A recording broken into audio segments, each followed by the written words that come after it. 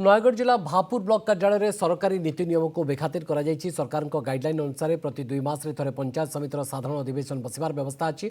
मात्र 10 मास होगला भापुर पंचायत समितिर साधारण अधिवेशन बसी न निर्वाचित सरपंच समिति सभ्या मध्य असंतोष देखा मिली।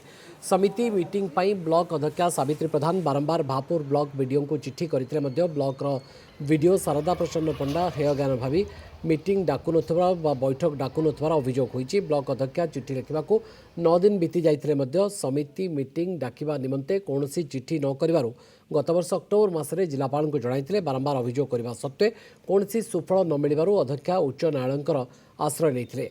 उच्च न्यायालय अभियोग को ग्रहण करी जिलापाल तत्वावधान में अध्यक्षा वीडियो आलोचना करी समिति बैठक कराइबे बोली कहले। हाईकोर्ट को निर्देश अनुसार जिलापाल उभय सहित आलोचना करी समिति मीटिंग डाकिबा निमंते गत जनवरी मासरे वीडियो को निर्देश देते किंतु से घटना को 6 मास बीती जाते वीडियो समिति मीटिंग डकाई नथिले। वर्तमान 10 मास बीतीगला भापुर पंचायत समिति साधारण अधिवेशन होई नथिबा घटना को नहीं विभिन्न पंचायत सरपंच समिति सभ्या असंतोष व्यक्त करिसेंति।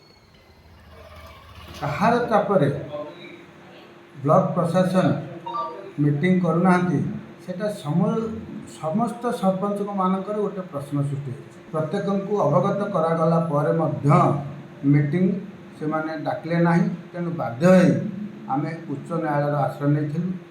उच्च न्यायालय जजमेंट दे जिलापाल को निर्देश देते यथाशीघ्र मीटिंग करा ताहा सत्वे ब्लॉक प्रशासन भ्रुक्षेप करूना।